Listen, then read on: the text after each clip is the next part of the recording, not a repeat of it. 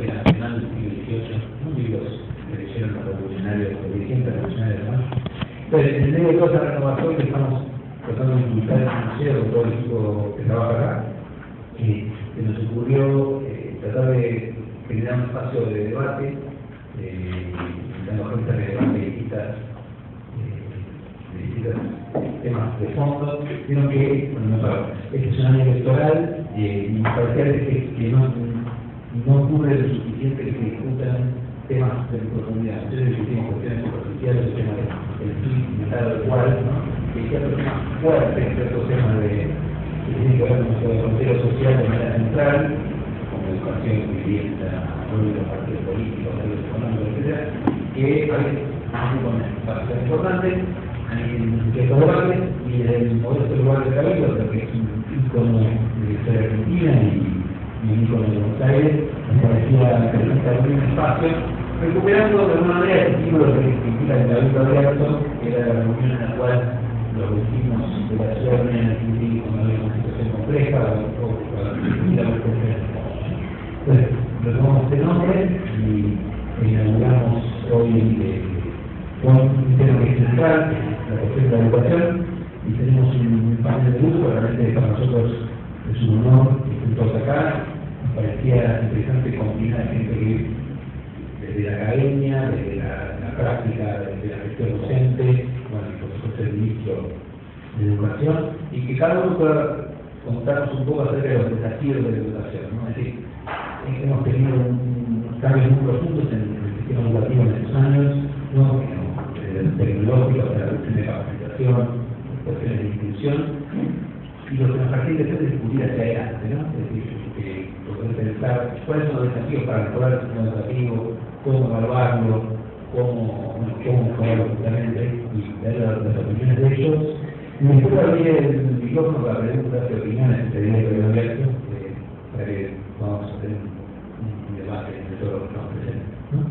Así que, sin más, yo simplemente les agradezco otra vez su presencia y le paso la palabra a los panelistas que se los presento. Vemos a Alejandro Wilson, que es antropólogo, sociólogo y autor uno de los autores del libro de Economía de la Educación, entre muchas otras obras de los activos de Estado, que en particular tiene que ver con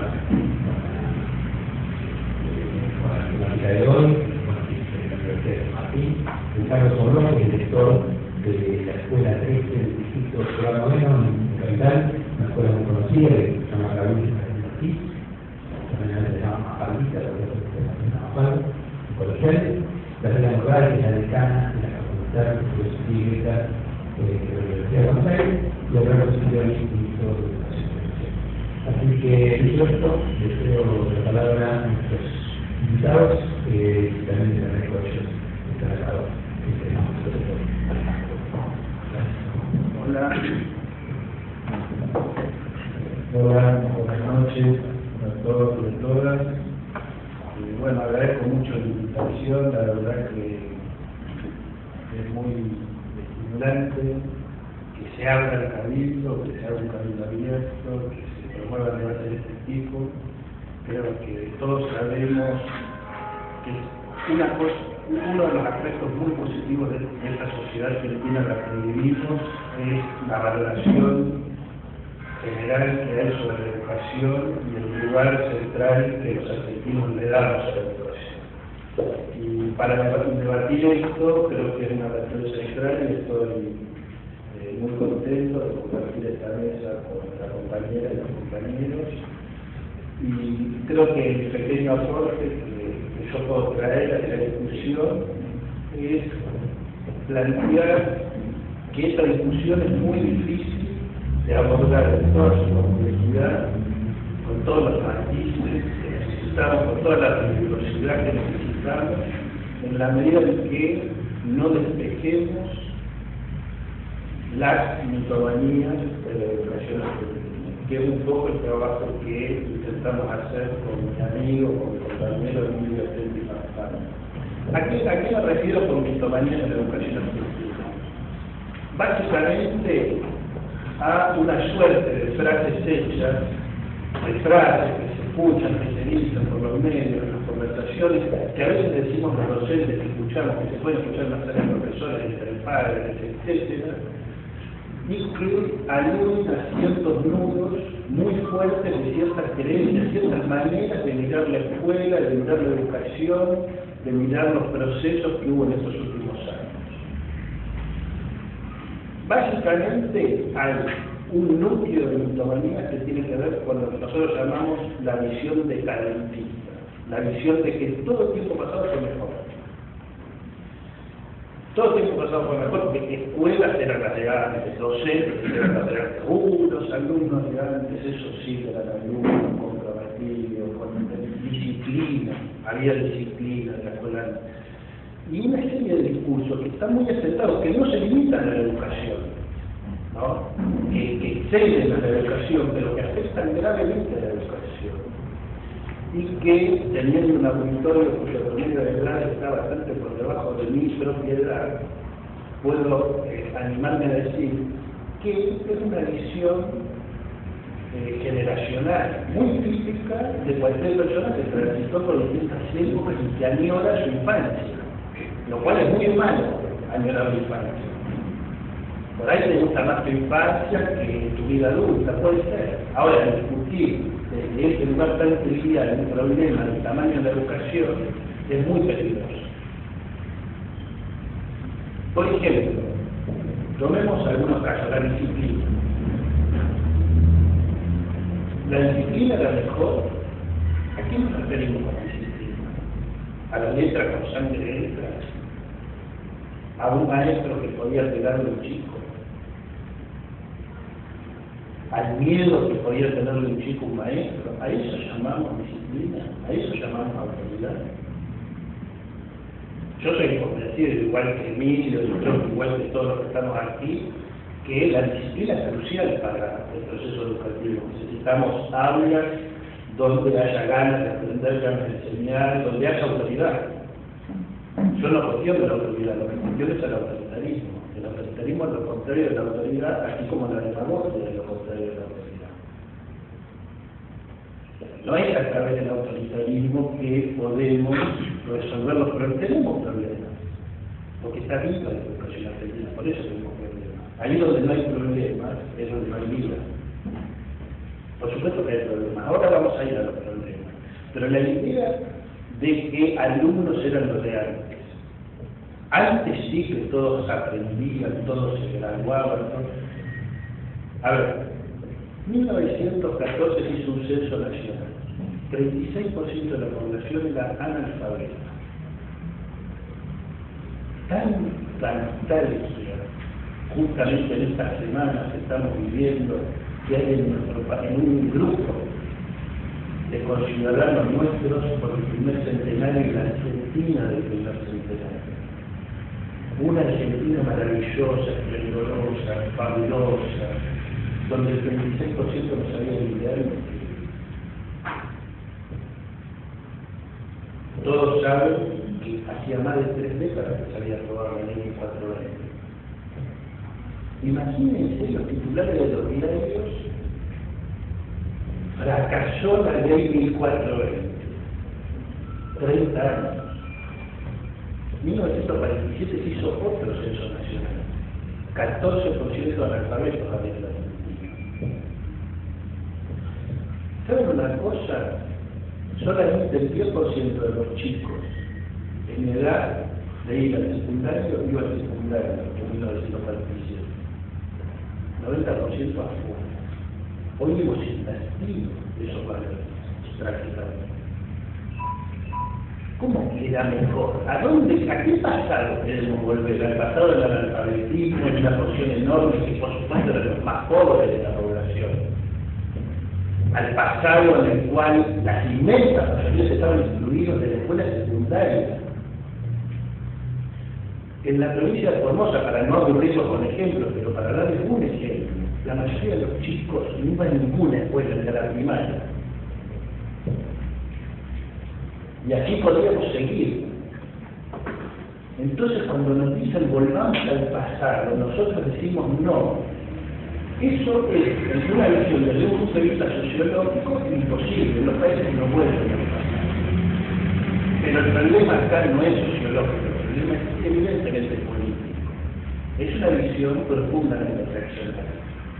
Es una visión contra las transformaciones de la inclusión, de la incorporación de estudiantes de todos los sectores sociales al espacio educativo.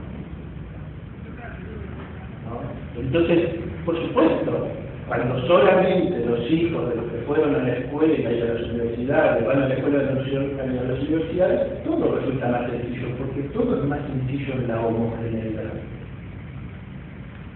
Pero acá estamos hoy con problemas que no son problemas que son desafíos que creo que tenemos que asumir con vocación, con ganas, ¿no es cierto? Desafíos que tienen que ver con la heterogeneidad, con la complejidad que tiene hoy un aula. Sí, un aula es mucho más compleja, ahora que estamos todos adentro del aula.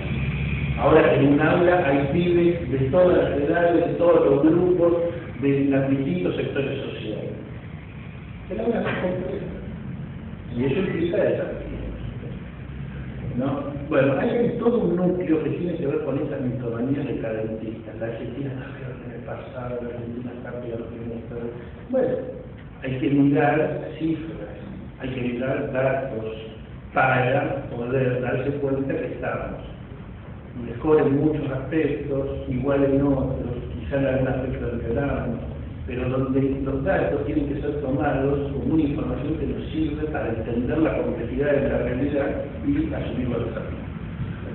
Tenemos una cantidad de datos sobre los docentes, ¿no? Los docentes que antes eran maravillosos, los docentes de antes tenían pura vocación, los docentes hacían de todo y ahora no quieren hacer nada, los sindicatos son el problema de la educación argentina. Tenemos mitos sobre los alumnos, a los alumnos no les interesa nada, nadie quiere aprender. Nosotros, pues, para darles un ejemplo, ¿no? A los alumnos no les interesa nada. ¿Ustedes conocen algún chico de 10, 15 años que no le interese el fútbol, la música, el sexo? Quizás a muchos de los que piensan distinto de nosotros creen que son intereses banales, pero con cuestiones vinculadas a la sexualidad, de la educación sexual se pueden dar clases de anatomía, con cuestiones vinculadas al deporte se pueden dar clases de geografía, con cuestiones vinculadas a la música se dan muchísimas materias, además de música, de arte, de cultura general. El problema es que nosotros tenemos que reconocer los intereses que tiene el otro, que quizás son intereses distintos de los nuestros. Los valores que tienen, los gustos que tienen, quizás son valores distintos. Esa es parte de la complejidad del aula, esa es parte de la heterogeneidad que está presente en nuestra realidad de hoy.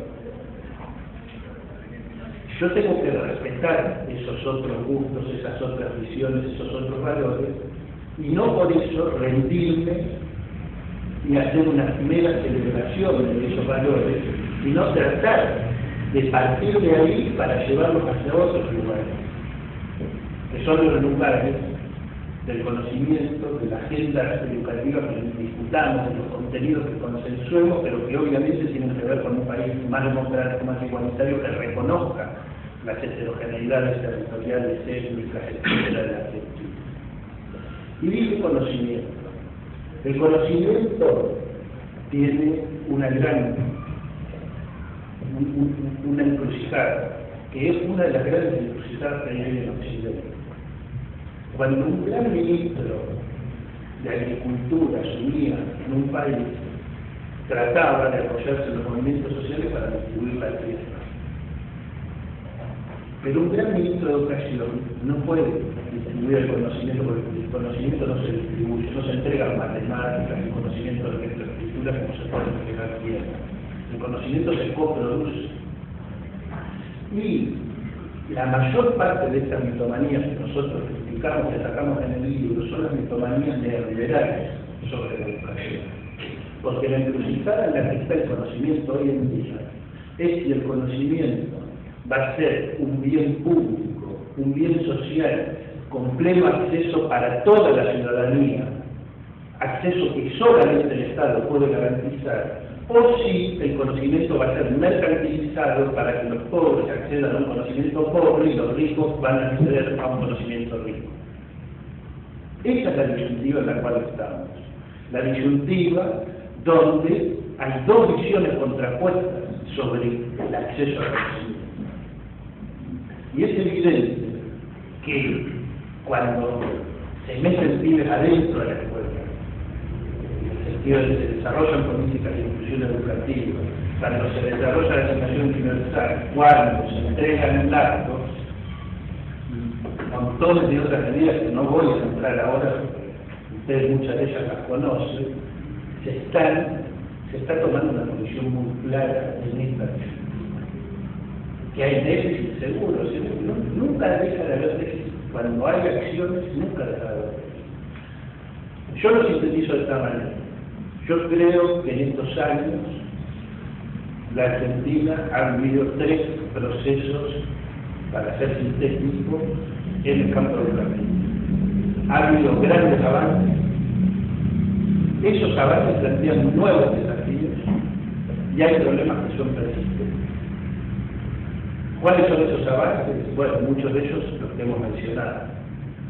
Lo que pasó en este país el día salió la asignación universal y las aulas se poblaron y se tuvieron que construir muchísimas escuelas en estos años, y ampliar el cuerpo docente, y discutir los contenidos de otra forma, y entregar cantidades inmensas, y formatizar escuelas, poner wifi, etc.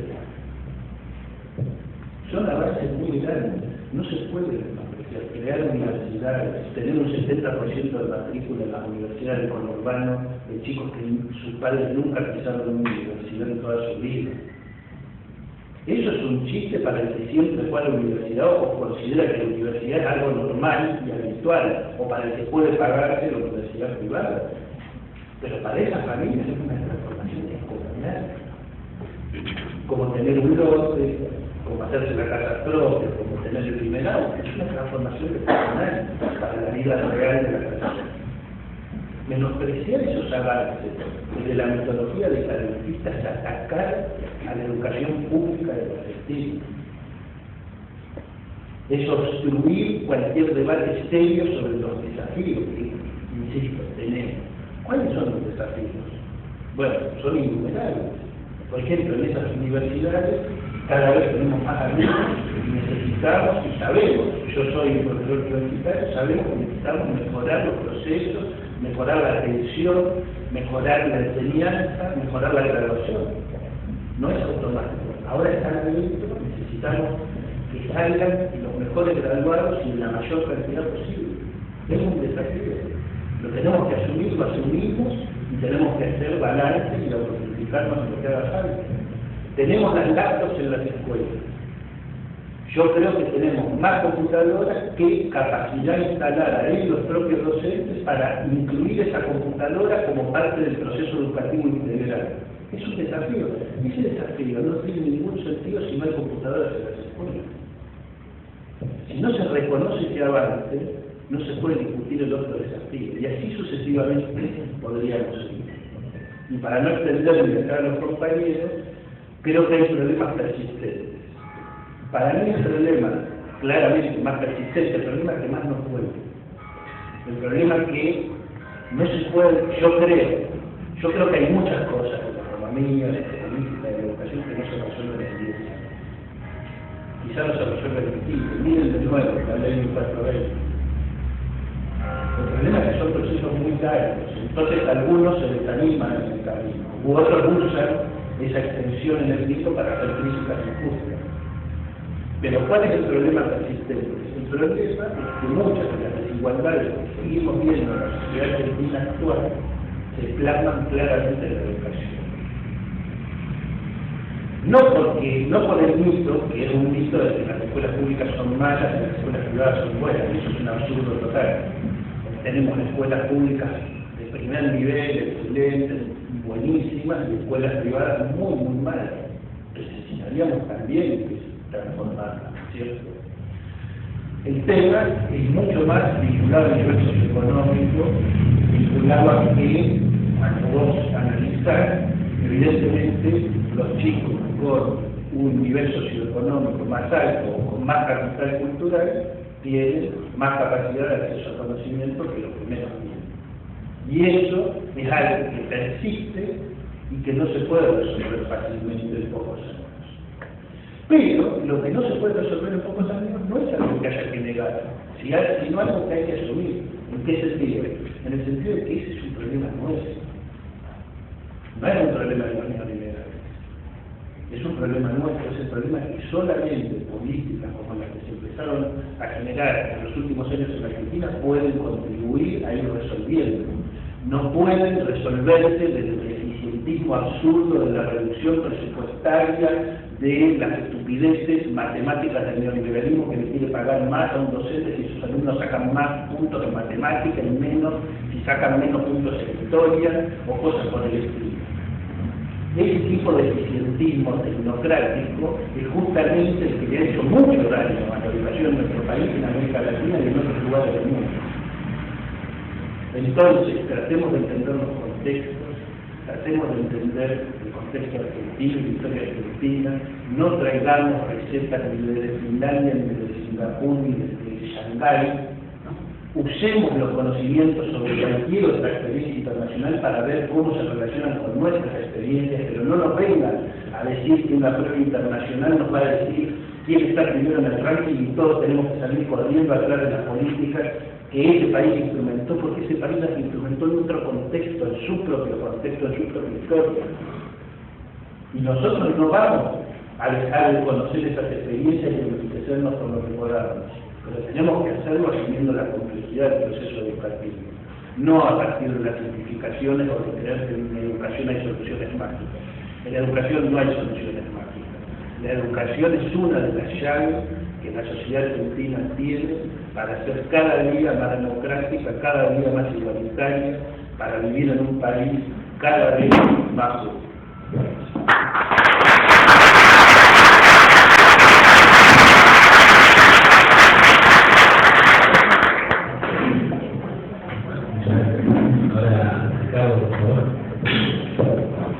Bueno, buenas noches.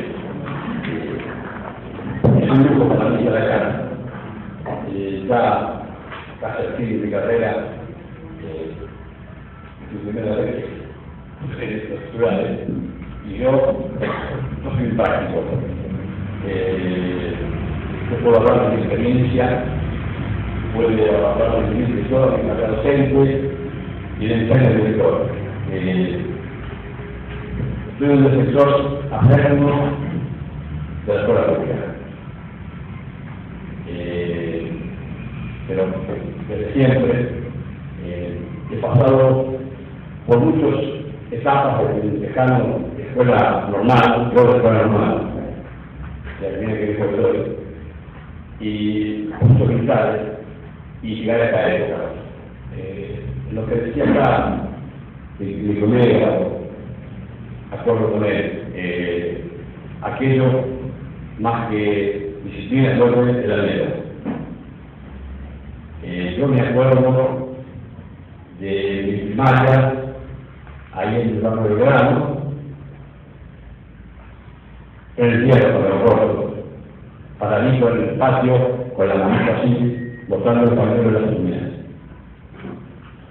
La tortura, el grito, el maltrato, la discriminación. O sea, el maestro daba lo que él creía que tenía que dar. A esta persona lo que a atacar, ¿no? O sea, eran los medios del poder, o el bien del saber. Eso me pareció siempre terrible, siempre lo combatí. Y cuando tuve la suerte, por el destino de llegar al cargo de directivo, intenté cambiarlo. Intenté cambiarlo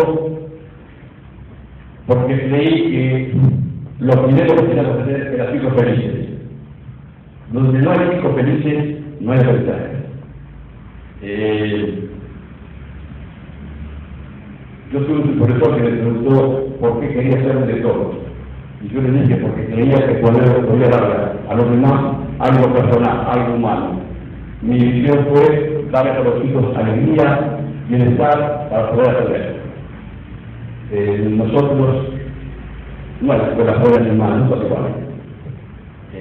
yo estoy en contra de que esta escuela mejor que la otra, porque los maestros que somos los que hacemos la escuela van andando por todos lados.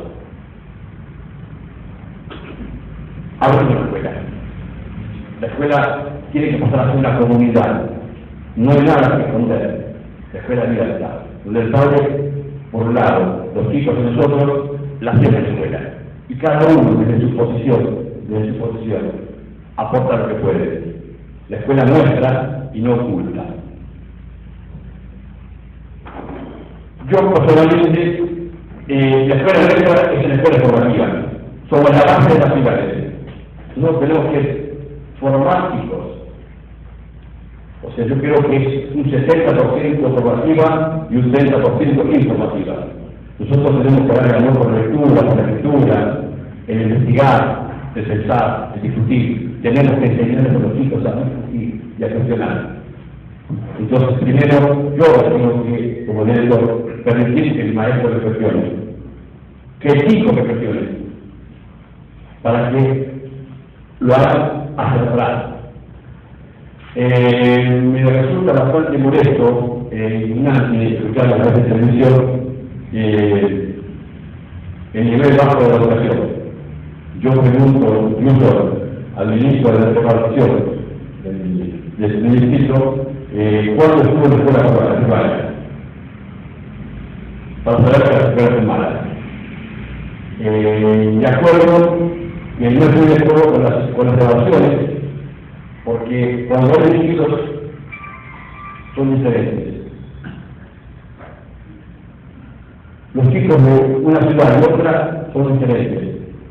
De un país y otros son diferentes, de acuerdo con la tradición. Nosotros no podemos copiar, hemos copiado. En los 90 hacer un proyecto educativo que había fracasado sumamente. Y que todavía nos estaban intentando levantar. Porque muchos de los maestros que estamos recibiendo vienen de esa época. Y con muy poca base cultural, intelectual, conocimiento básico mínimo para transmitir. Entonces, lo que nosotros tenemos que llevar es un proceso nuestro, tomar poco lo que sirve de la escuela. A mí me hablaban la otra vez de Finlandia, y por ahí leí que es el país con mejor educación, pero con el mayor índice de jóvenes económicos alcohólicos constituidos. Lo leí en un periódico. No sé si es así o así, pero yo no quiero para los chicos eso. Yo quiero chicos que aprendan para pensar, razonar, para vivir en libertad y en democracia. Ese es el objetivo de la escuela. Eso es lo que nosotros buscamos. Tratando de dar todo lo posible. Yo soy de pocas palabras, les agradezco por haber escuchado y les cedo a mi señora.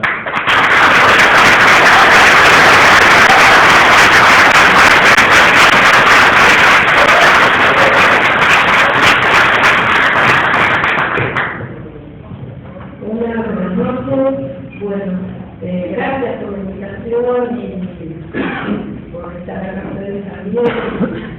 Y bueno, pensar en un cabildo abierto, ¿no? Invitar un cabildo abierto, no sé, no traje la receta, pero me repetía que ella había, claro, estaba patriota para mí. Pero en realidad pensaba también que hay algunas frases. Seguramente todos escucharon alguna vez que se preguntaba al pueblo qué saber de qué se trata, ¿no? O la imagen del cabildo, que también tan frecuentemente encontramos en los textos. Durante mucho tiempo que era un cabildo que solía el espíritu era mayor, que había paraguas, y después nos dijeron que no, que existían los paraguas, entonces también los paraguas dejaron de ser verdaderos. Y yo creo que esa imagen del 25 de mayo, esa foto, es una foto que es muy significativa, ¿no? Tanto de qué significa la educación como de la desgracia de la educación. Por un lado, significa una experiencia inolvidable, salir a la escuela constituye una experiencia irreemplazable, además, ¿no? No hay otra experiencia similar a la de la escuela. Y también esa experiencia lograda, justamente hablando no el pasado mejor, que no era mejor, ese conocimiento cristalizado, esa imagen que además es indiscutible, ese formato tan rígido, yo creo que justamente es aquello que hace mucho tiempo estamos intentando cambiar. Y bueno, me da la impresión que justamente en ese espacio en que nos juntamos a hablar, ¿no? Desde mi punto de vista, necesitamos más y mejor educación. Me parece mi punto de partida. Y de alguna manera, también convocada a pensar para el futuro y además coincidiendo en la caracterización que hicieron mis dos compañeros, Carlos primero, yo creo que tenemos nuestro enorme desafío es pensar de otro modo en la educación, ¿no? Y ahora voy a tratar de explicar algo de fundamental porque yo creo que hay muchos cambios adentro de la escuela y afuera de la escuela, hay muchos cambios sociales, muchas tensiones, muchos movimientos sociales y que de alguna manera lo que gran desafío es poder sincronizar un poco más esas fuerzas, aprendiendo de algunas experiencias, o acompasar, ¿no? Pensar en esa cuestión del tiempo. Hay procesos que van muy rápido, parece que en las escuelas las cosas van más lento. Hay procesos que en las escuelas van adelante de otros procesos que también parece que la comunidad no puede acompañar. Bueno, así se mueve la sociedad, ¿no? Totalmente sincrónico, todo lo que pasa, pero me parece que hay una sincronía que estaría bueno mirar y tratar de superar. Un tema que me parece que es un gran desafío y que en este punto ya Alejandro lo refirió, es que hay una manera de pensar la educación a veces que es muy centrada en la escuela. Y creo que hoy día tenemos que pensar en la educación en el marco de la política pública, las políticas públicas. Y invitar a pensar que forman parte de la política pública en la educación, por ejemplo, la asignación universal por hijo. Porque la tendencia ha sido pensar que hay políticas de desarrollo social, políticas de salud, políticas educativas, y que las políticas educativas son las políticas del currículum, adentro de la escuela, donde hay que aprender, obviamente no son, pero no solo. Y yo creo que la asignación universal por hijo ha sido y es una formidable política educativa. Hubo una evaluación de los compañeras de Milce Moya y Verónica Enges que hicieron un relevamiento, un diagnóstico, y la visión de las comunidades, ¿no? Y la visión de la comunidad era muy positiva. La asignación universal sirvió para visibilizar, para construir más valor, que es la importancia de ir a la escuela y estar en la educación. Pero también se encontró que por parte del propio sistema educativo había a veces una cierta resistencia, una cierta discusión respecto de si la escuela tenía sobrecarga con la asignación universal por hijo. Si la escuela estaba sobrecargada, si la escuela tenía que validar la presencia o no presencia, y bueno, tal vez los debates hacia ausentes aquí y lo podemos contrastar, pero a mí creo que a veces, aún desde adentro mismo del sistema educativo, pensamos de una manera muy segmentada, y que eso mismo puede ser que contribuya desde adentro a esa visión de que calidad es el resultado de los exámenes, ¿no? Y bueno, y creo que la política de los últimos años, y el ministro obviamente ampliará,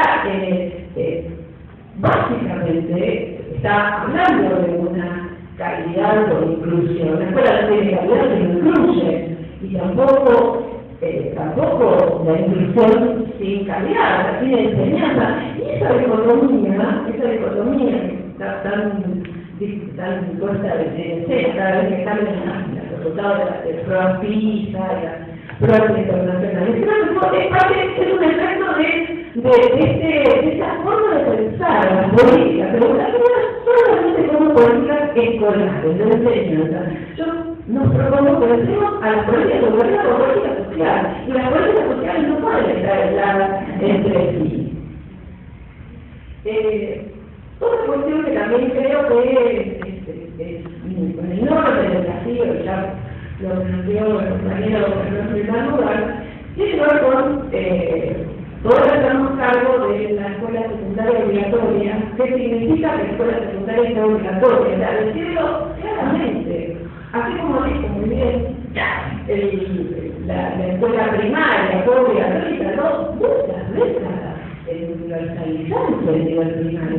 Nosotros sabemos, no creo que se determinó la obligatoriedad del nivel primario inmediatamente. Pasaron varias décadas. La escuela secundaria en nuestro país es obligatoria desde 2006. Todavía tenemos mucho que hacer para que verdaderamente esté adentro de la escuela, pueda terminar y pueda encontrar sus intereses y pueda estar libre y tener placer.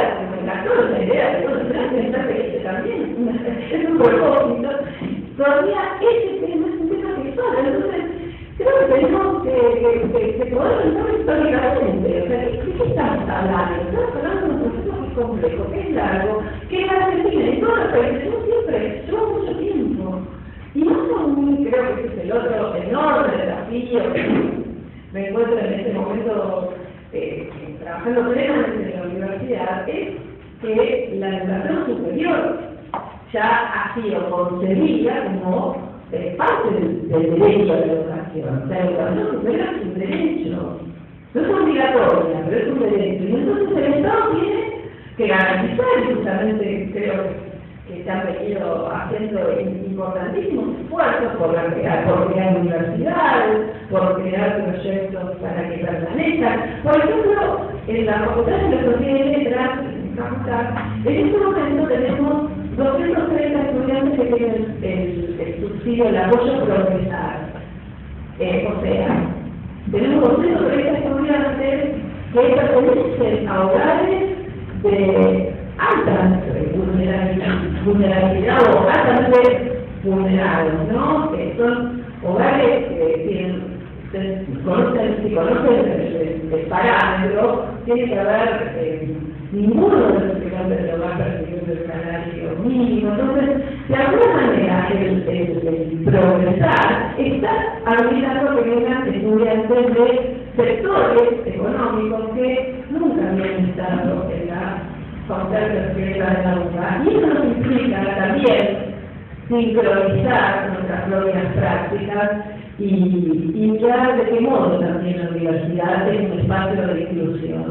Porque, y acá también creo que forma parte de lo que tenemos que pensar para adelante, mucho más integralmente a la universidad como parte del sistema educativo, ¿no?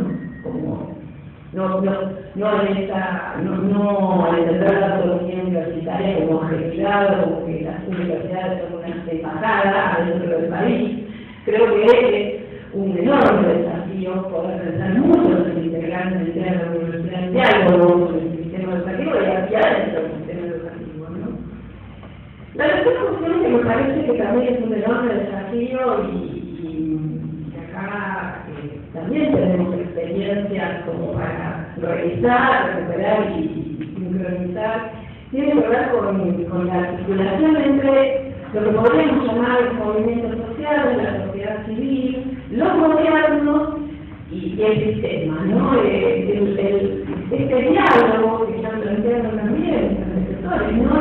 Esta comunidad, la comunidad, no pensamos solamente como los padres, las madres, en general se ven así a la comunidad, sino también organizaciones sociales que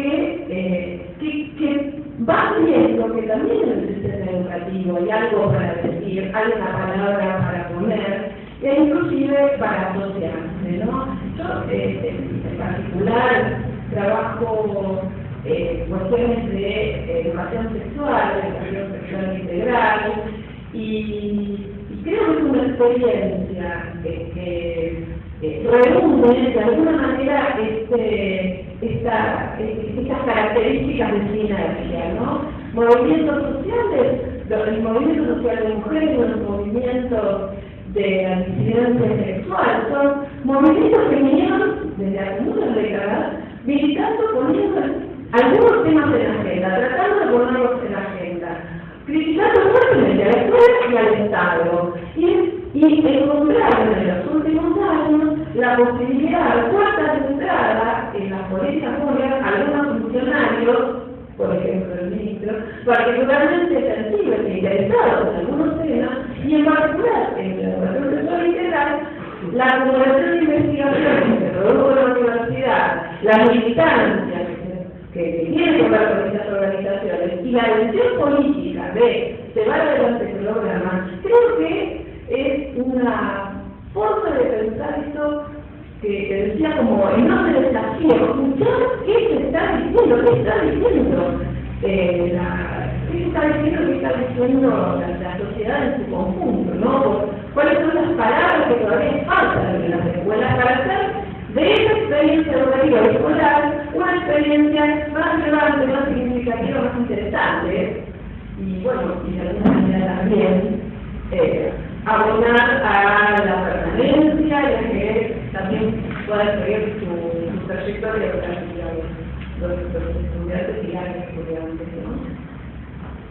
Y por último, también creo que estamos atravesando desde hace algunas décadas, pero en la última 20 años un cambio muy importante en la creación de conocimiento, en la circulación de conocimiento, y no refiero solamente a que haya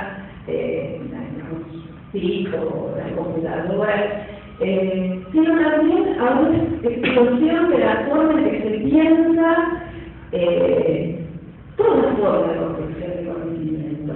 Si pensamos en la academia tiene facultades, tiene carreras que están dirigidas, compiten entre sí, pero cuando vamos a un problema social, por ejemplo, el problema de la educación, o el problema de la vivienda, o el problema de la salud, hoy en día es claro que hay una articulación y una convergencia de conocimientos. No se puede hacer una política de salud si no se cuenta tanto con gente de medicina como con gente que hace estudios sociales y que trabaja política y culturalmente con las comunidades que también tienen una visión respecto de la salud, de su uso y sus necesidades. La articulación de saberes y de campos, por una parte, la incorporación de las experiencias históricas que hacen por ejemplo, los movimientos sociales, hacen que hoy, y en eso reitero, es una experiencia más puntual porque es un tema en el que venimos trabajando. Hablar de sexualidad es hablar de un campo que tiene todos estos componentes. Ya no vamos a hablar de sexualidad para la anatomía, vamos a hablar de sexualidad para la historia, para hablar de emociones, para hablar también de matemáticas, para hablar del cuerpo y de la educación física. O sea, no es, creo, es una pista profunda, obviamente, esta es una manera de pensar el conocimiento y a los cuerpos y a los sujetos que forma parte de una acumulación cultural indescindible, diría, entre la política, los movimientos, la universidad, pero es sinergia. Bueno, me da la impresión de que esta es una enorme oportunidad para borrar algunas fronteras, y para pensar el educativo mucho más ampliamente en diálogo como una política cultural. Y bueno, tal vez para cerrar, creo que una síntesis importante es coincido en que una de las posiciones más claras que podemos tener es recuperar lo que se ha hecho, recuperar los logros, recuperar las leyes y también poder reconocer, bueno, por dónde tenemos que seguir caminando y y aprovecho también para decir, junto con muchas compañeras y compañeros en estos días, ni tan menos, porque esto forma parte de lo que es el sistema educativo, de la educación sexual integral, desde la academia, desde los movimientos y de muchos otros sectores venimos trabajando contra los oportunismos y ciertos discursos mediáticos que últimamente parece que también se transformaron en cosas sensibles a la violencia de género.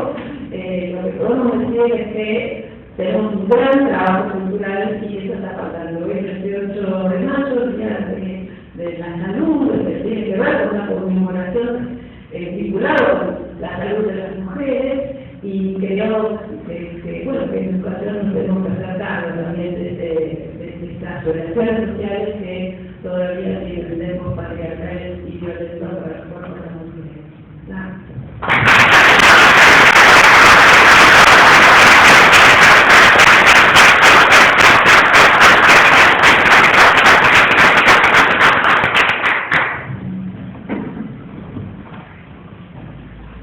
Buenas tardes a todos. Yo quiero agradecerle a todos ustedes la presencia, a Gabriel y a todo el equipo, a mis compañeros de mesa. Voy a tratar de sintetizar si escuchamos algunas reflexiones de ustedes.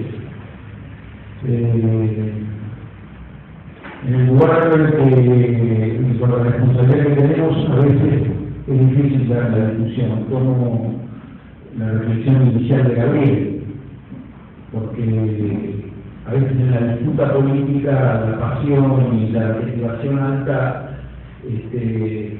impide un reconocimiento mayor de luces y sombras, así que ese no es el caso.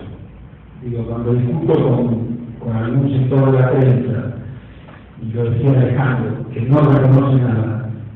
Hoy la etapa de la dice hablar de grave deterioro educativo, cuando todos los días sentían la decadencia y todo, entonces te pones en una situación simétrica que la verdad que no contribuye a la búsqueda de la verdad, porque estás defendiendo posiciones.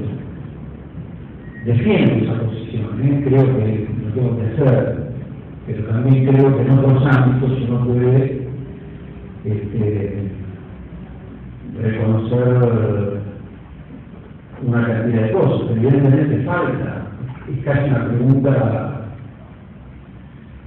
política. ¿Cómo lo va a faltar? Nunca en políticas públicas decimos llegamos, nunca en un libro cual llegamos, no llegamos en políticas públicas. Siempre hay una sociedad que nos impulsa a mejorar, a seguir. Así que tampoco voy a aburrirlo con una recaída de logros que pienso que están y los pongo a nombre de la sociedad en su conjunto,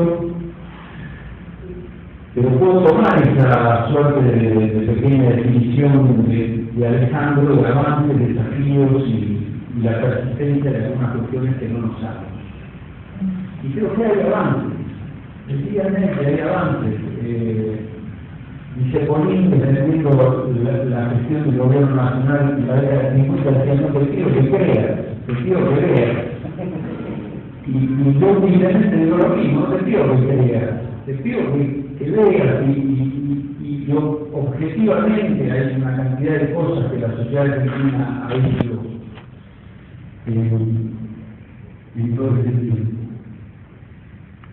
Tenemos un sistema educativo, no lo teníamos un arquitecto, un sistema educativo, está financiado. Algunos dicen antes de llegar al 7, 8, del PBI de esa educación. Bueno, es una decisión de los que vienen, llegar al 7 más fácil desde el 6, y no desde el 6. Quiero decir, hay 90 millones de libros, hay netbooks, pero no quiero hablar de eso. Hay un programa de formación docente, solo para decir algo, hay 40% más de obligatoriedad educativa. En el 2003 había 10 años de escolaridad obligatoria, hoy hay 14. Y el primer obligado, el en ese caso es el Estado. Si pones que es obligatoria la sala de 4, tenés que generar condiciones para que haya sala de 4, para que las mamás no tengan que caminar 7 kilómetros para un lado.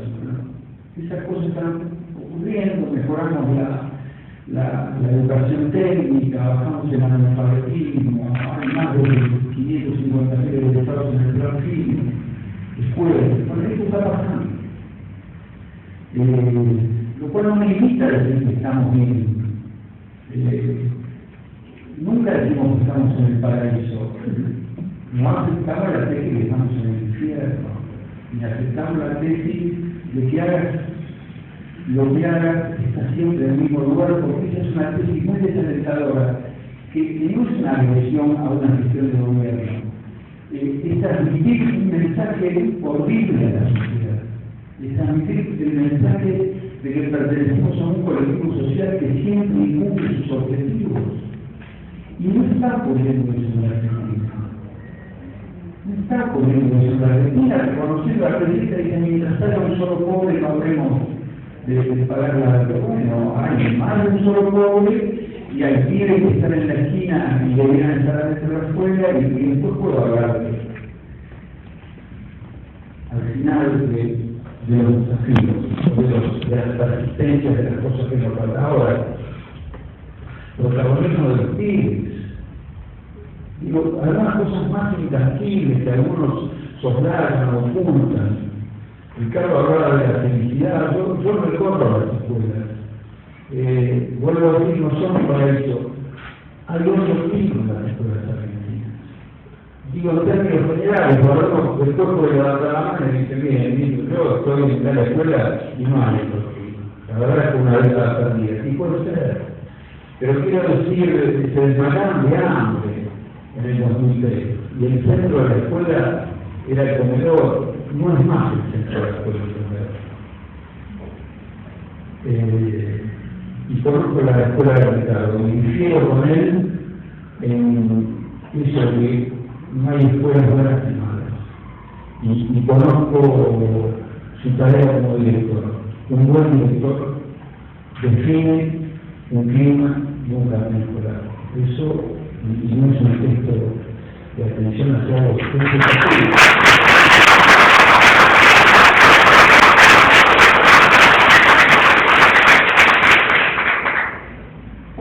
quiero decir algunas cosas, sueltas, pero no tan sueltas. Había corrida, no había en 2003 60 escuelas secundarias, hoy hay 290. Entonces quiere decir, esos pibes no iban a la escuela. Discutimos salario en paritaria, tenemos 2 canales educativos, la televisión pública era Évalo, el que hacía pulsear, ¿cómo se llamaba? No me acuerdo, se llamaba el portal La Manzana Media. Hay un canal Encuentro que está bien, el canal Paca también está bien, y le duele a ciertos sectores de la derecha porque discute Gabriel una interpretación de la historia, ¿no? Me pareciera que no se puede tener una interpretación de la historia distinta a la interpretación que había. Bueno, más universidades, pero eso lo sabemos. Yo creo que están más democráticas las universidades argentinas. En los términos de lo que decía García, la universidad era, antes tenía una recurrencia muy rápida en echar la culpa al secundario, de lo que pasaba. Quiero decir que el 50 o 60% de los docentes que enseñan en secundario son docentes universitarios. Por tanto, no le queda la culpa al secundario, porque el secundario puede hacer lo mismo en el primario y así sucesivamente. Esta es una universidad más democrática, con un concepto que le decía la presidenta de la democracia no es elegir los claustros periódicamente.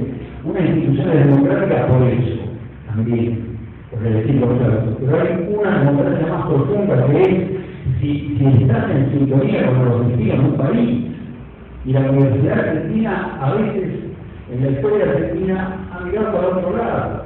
La Universidad Argentina ha apoyado por los 55, por lo menos las organizaciones de estudiantes Entonces quiero decir que esta universidad por lo menos está en problemas, se mete en el problema de decir cómo podemos con más inteligencia y más compromiso acompañar un proyecto político, pero no un proyecto político concreto de gobierno, el desarrollo de un país. Hay más ingenieros, el 80% de los estudiantes universitarios de la Argentina estudian en universidades públicas.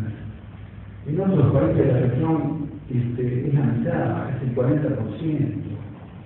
Y tampoco quiero hablar de eso, pero digo, querés estudiar odontología en la Universidad Pública Chilena, bueno, son 8.000 dólares. Y la segunda deuda interna en Estados Unidos, la primera deuda es deuda hipotecaria, lo que los ciudadanos leen el concepto de casa, que se compra. La segunda deuda es deuda estudiantil. El 75% de los jóvenes estudiantes en Estados Unidos han contraído préstamos para estudiar. Estas cosas no ocurren en la Argentina, no es que no ocurren por este gobierno. También lo quiero decir como un activo social que viene de 100 años atrás. Tenemos una muy potente escuela pública y educación pública. No lo quiero aburrir. 2 o 3 cosas en la línea de Alejandro, que no me sorprende porque sé cómo piensan. No hay una década dorada en educación, sino que me cuenten cuál es. Si hoy estamos en la decadencia, a esta decadencia, ¿cuál es el apogeo que corresponde a esta decadencia? No hay tal, no hay tal. Él decía en 1947, 15% de analfabetos. Bueno, en 1947, primer padrón que votaron las mujeres, 35% de mujeres analfabetas. Y la ley 1420 de 1984 se cumplió en la década del 80. En 1980 había 9% de analfabetos. Entonces, a ver, hay algunos inocentes que repiten alguna cosa, y hay otros que no, hay otros que levantan el pasado para demostrar el presente, ¿no? Este presente conflictivo, este presente donde no hay consenso, como si en el pasado hubiera habido. Todos los presentes son complejos, son de tensión. Si hay menos candidatos, la verdad que díganme de dónde lo sacan, porque las pruebas de evaluación de calidad son del 80. Entonces, a ver, todos los pibes que iban a la escuela en 1950 aprendían todo lo que la escuela enseñaba, y todos los iban después a la universidad, no cubría eso.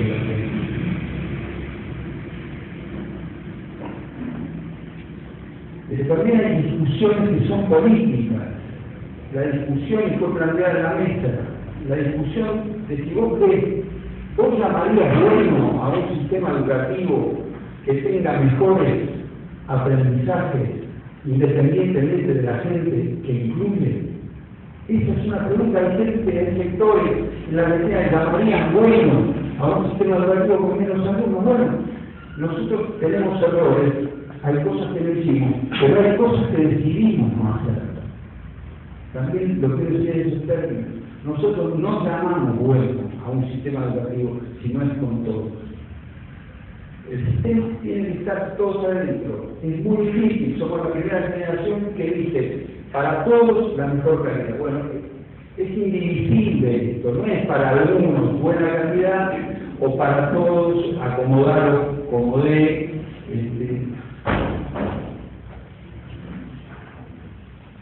a esos pibes le vas a dar un oboe. Nos decía alguien cuando estábamos organizando las orquestas infantiles. Esa es una pregunta. A esos pibes le vas a dar un oboe. La distinción entre una buena juventud y una mala juventud, ¿no? La buena juventud, no, estos estudian y los otros no, drogón. Y bueno, nosotros en el ministerio y formamos parte de miles de argentinos, de millones de argentinos que no distinguimos entre buenas y malas juventud, todos nuestros hijos. Digo más, tenemos que hacer más esfuerzo con aquellos que trastabillan, porque ellos son más hijos del resto, a los otros que por esfuerzo, por destino, por cuna, no lo sé, o por esfuerzo, también quiero destacar el esfuerzo personal, le va mejor, pero los que le van mal tienen que estar ahí el Estado, la escuela. Discutimos el concepto de autoridad, no estamos de acuerdo con el